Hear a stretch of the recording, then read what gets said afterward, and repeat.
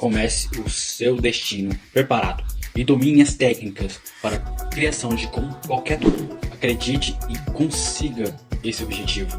O link na descrição. Comum, não é? No fim, ou eu sirvo o Deus Criador do céu e da terra, ou sirvo a outras forças, né, intermédias, digamos assim, né? E que parece que para muita gente dão mais jeito para a vida do dia a dia. Pronto. Eu queria trazer aqui, existe possibilidade de, por exemplo, eu estar assistindo um filme ali e depois ser contaminado só porque estou assistindo, por exemplo? Sim. Ou acontece que num jogo, Sim. por exemplo, um joguinho que a pessoa viu ali e tal, canetinha que mexe e tal, aquelas coisinhas e tudo. A brincadeira do copo. Copo. Já aconteceu disso chegar até o senhor como ter realizado uma consequência de... Já. Então, isso é uma forma de adivinhação, o jogo do copo ou o lápis, né? Eu vou contar uma história do jogo do copo. Uns jovens estavam fazendo o jogo do copo, pergunta sempre é espírito bom ou espírito mau, e daquela vez disse que é espírito mau, coisa estranha, o demónio normalmente diz sempre que é espírito bom, né? E eles assustaram e pararam e pegaram no copo e atiraram com o copo no chão, quando ele disse que era espírito mau. O copo não partiu. Tiraram outra vez o copo, no copo não partiu. Rezaram um Pai Nosso e depois o copo partiu. Caramba. Portanto, eles ficaram bem assustados dessa vez.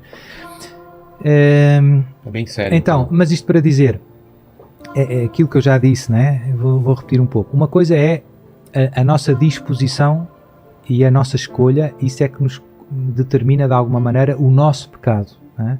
Portanto, e nestes tipos de pecados eu estou a dar uma abertura espiritual, estou a esperar daquela força iluminação, no caso do jogo do copo. Espero que aquela força me ilumine, né? Que seja luz para a minha vida, né?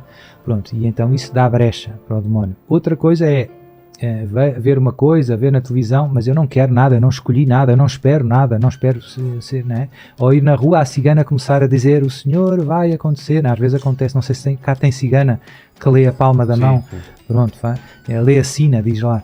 Então às vezes elas começam dizendo coisas, a gente não pediu nada, você não quis, né? Mas ouviu, é a mesma coisa, você pode ver coisas, mas não quer, não é? Não é o facto de ver, né? Não é o sentir, é o consentir.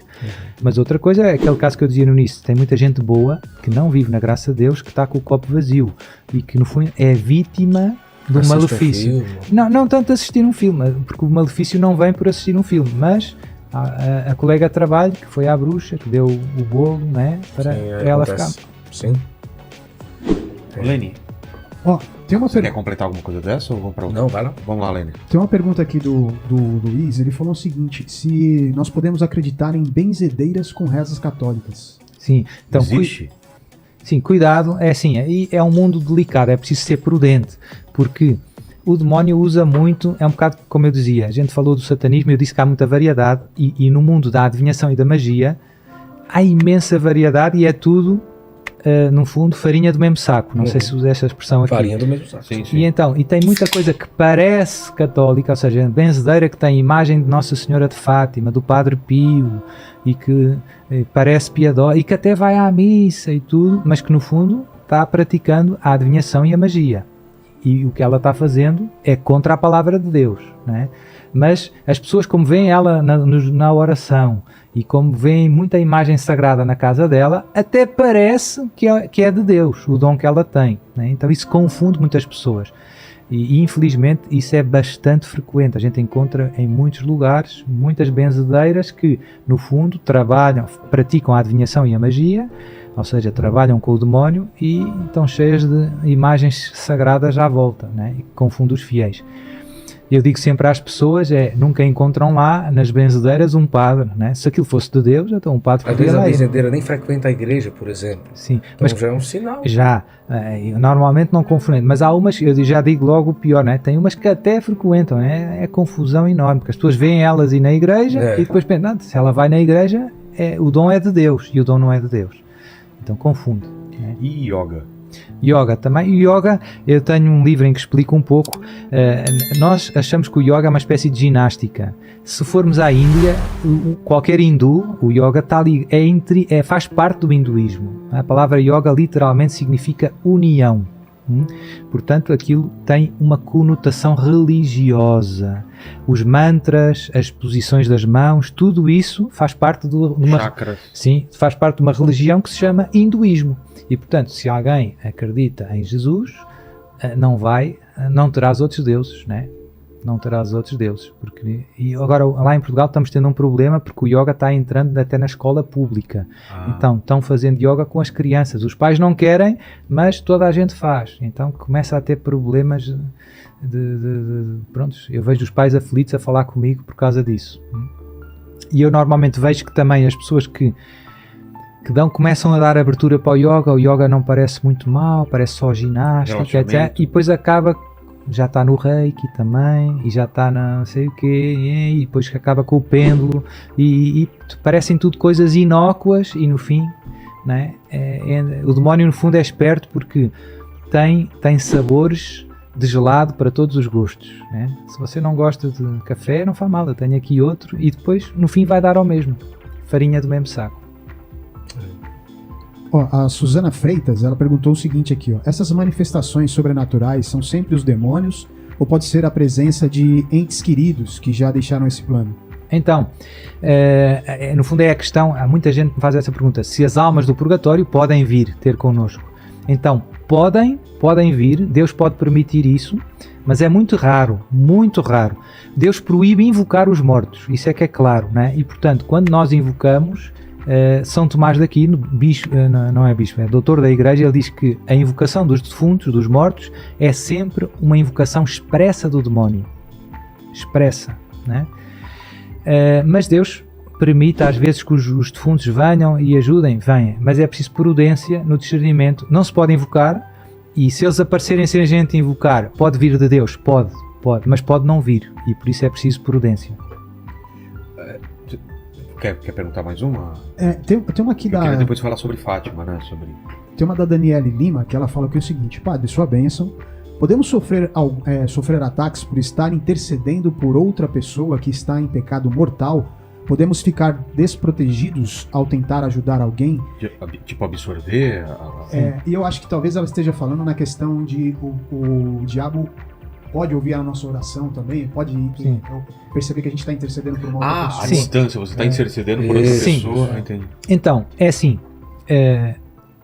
não se pega, ou seja, a pessoa que está rezando porque está mal, não é que vai ficar com o demónio, não pega. Mas é verdade que sempre que a gente faz o bem, o demónio de alguma maneira fica um pouco raivoso e ele é um pouco vingativo, né? Portanto, a gente quando faz o bem, o demónio fica meio furioso, né? E portanto, mas isso não é nada de extraordinário, isso não se resolve com exorcismo. A gente de alguma maneira vê que está encrencando um pouco, tem mais tentação e que a coisa emperra um pouco, né?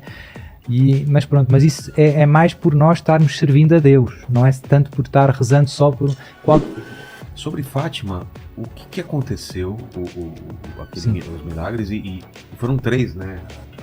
As 3 já foram reveladas? Sim, havia um segredo com 3 partes, né? Exatamente. Então, dá o contexto só para quem não assim, conhece. Rápido, né? Nossa Senhora aparece em Portugal, a 100 km de Lisboa, em 1917.